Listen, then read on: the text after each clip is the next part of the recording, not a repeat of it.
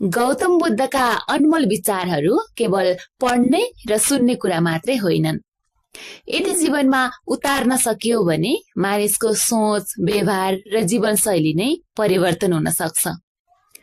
गौतम बुद्धको विचारले दुःखको कारण बुझ्न सिकाउँछ, अनावश्यक चाहना घटाउँछ, तुलना गर्ने बानी हट्छ, मन शान्त हुन्छ, वर्तमानमा बाँच्न सिकाउँछ।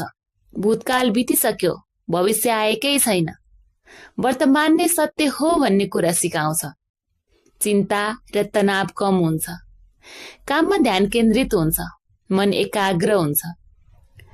क्रोध र घृणा त्याग्न प्रेरणा दिन्छ, रिस नियन्त्रणमा आउँछ, सम्बन्ध सुधार्न मद्दत गर्छ, मन हल्का र खुसी हुन्छ।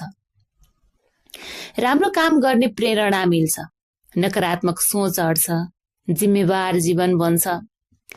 आत्मचिन्तन र ध्यानको बाटो देखाउँछ, आत्मविश्वास बढ्छ, मन नियन्त्रणमा आउँछ, निर्णय शक्ति बलियो हुन्छ, सरल र सन्तुलित जीवन सिकाउँछ।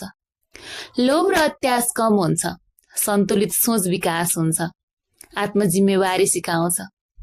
तिमी नै आफ्नो उद्धारकर्ता हौ भन्ने कुरा सिकाउँछ, भाग्यलाई दोष दिन छोडिन्छ, आत्मनिर्भरता बढ्छ, जीवनप्रति सकारात्मक दृष्टिकोण बन्छ। त्यसैले आउनुहोस् आज गौतम बुद्धका 100 अनमोल विचारहरू सुनौ र व्यवहारिक जीवनमा समेत लागू गरौं। शान्त मन नै साँचो सुख हो। दुःखको मूल कारण अत्याधिक चाहना हो। आफूलाई जित्नु सबैभन्दा ठूलो विजय हो। घृणाले घृणालाई होइन, प्रेमले जितिन्छ। वर्तमान क्षण नै सबैभन्दा महत्त्वपूर्ण हो। मन नै सबै कुराको मूल हो। जसरी सोचिन्छ त्यसरी नै जीवन बन्छ। कर्म नै हाम्रो साँचो साथी हो। क्रोधले क्रोधलाई बढाउँछ, शान्तिले शान्ति। सत्यको मार्ग सधैँ सरल हुन्छ। माफी दिनु महानता हो। लोभले कहिल्यै सन्तोष दिँदैन।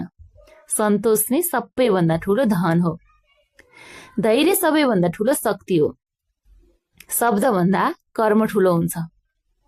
शान्ति बाहिर होइन, आफैभित्र खोज्नुपर्छ। अस्थिर मन दुःखको कारण हो। अज्ञानता नै सबै दुःखको जरो हो। प्रेमले सबै घाउ निको पार्छ। ध्यानले मन उज्यालो गराउँछ। हामी अरूलाई दुःख दिँदा आफै दुखी बन्छौं। मौनतामा ठूलो ज्ञान लुकेको हुन्छ। सरल जीवन नै सर्वश्रेष्ठ जीवन हो। अहंकार पतनको कारण हो। सत्य बोल्नु आत्माको सौन्दर्य हो। अस्थायी कुरामा आसक्ति दुःखको कारण हो। आत्मज्ञान नै मुक्तिको बाटो हो। समय अमूल्य छ, यसलाई नष्ट नगर्नुहोस्। लोभले दृष्टि अन्ध बनाउँछ। शान्त हृदय बलियो हुन्छ। मन जिते संसार जितिन्छ। सन्तुलन नै जीवनको सौन्दर्य हो। क्रोध आगो हो, पहिले आफैलाई जलाउँछ। असल संगत जीवनको आशीर्वाद हो। चिन्ताले समस्या बढाउँछ, समाधान होइन। आत्मचिन्तनले मार्ग देखाउँछ। दुःखबाट भागेर होइन, बुझेर मुक्ति पाइन्छ। सबै कुरा परिवर्तनशील छन्। मन शुद्ध भए जीवन पनि शुद्ध हुन्छ। सत्यको रक्षा आफैले गर्छ। इच्छाहरूलाई नियन्त्रण गर्न सिक। दया सबैभन्दा ठूलो धर्म हो। आत्मबल बाहिरी बल भन्दा धेरै ठूलो हुन्छ। मौन उत्तर धेरै शक्तिशाली हुन्छ। क्षमाशील मन नै सुन्दर मन हो। सुख बाँड्यो भने अझ धेरै बढ्छ। ईर्ष्या आफैका लागि विष हो। साँचो मित्र भनेको शान्त मन हो। दुःख अस्थायी हुन्छ। अहंकार त्यागे आत्मा उज्यालो हुन्छ। मनलाई मालिक बनाउनुहोस्, दास होइन। सकारात्मक सोचले जीवन बदलिन्छ। सानो कुरा पनि जीवनको शिक्षा हुन्छ। असन्तोषले कहिल्यै सुख दिँदैन। धैर्यले असम्भवलाई सम्भव बनाउँछ। कर्म सुधार्न आजैबाट सुरु गर। आत्मविश्वास शान्तिबाट जन्मिन्छ। सत्य सधैँ मुक्तिदायी हुन्छ। प्रेम जहाँ हुन्छ, शान्ति त्यहाँ हुन्छ। इच्छा पूरा हुनु सुख होइन। मन शुद्ध गर्न ध्यान आवश्यक छ। सबैको पीडा बुझ्न सिक। अहिंसा सबैभन्दा ठूलो शक्ति हो। बाहिर संसार अस्थायी छ, आत्मज्ञान नै साँचो धन हो। जीवन पाठशाला हो। दोष देख्नु अज्ञान हो। शान्त मनले सही निर्णय गर्छ। सत्य कहिल्यै पराजित हुँदैन। असल विचार असल जीवन बन्छ।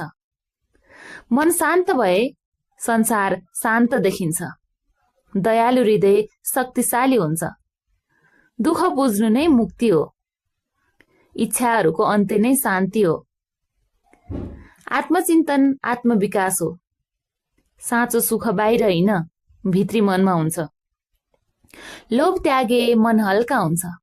प्रेम नै सबैभन्दा ठूलो शक्ति हो। ध्यानले अन्धकार हटाउँछ। परिवर्तन नै प्रकृतिको नियम हो। जीवन सरल बनाऊ, शान्ति नै सफलता हो। मन नियन्त्रण गरे सब थोक सम्भव हुन्छ। असल कर्म कहिले व्यर्थ हुँदैन। आत्मज्ञानले भय हटाउँछ। माफीले आत्मा सफा हुन्छ। सत्यको मार्ग कठिन देखिए पनि सही हुन्छ। दुःख बुझेपछि मुक्तिको ढोका खोल्छ। प्रेमले सबै सीमा तोड्छ। शान्त मनले जीवन उज्यालो बनाउँछ।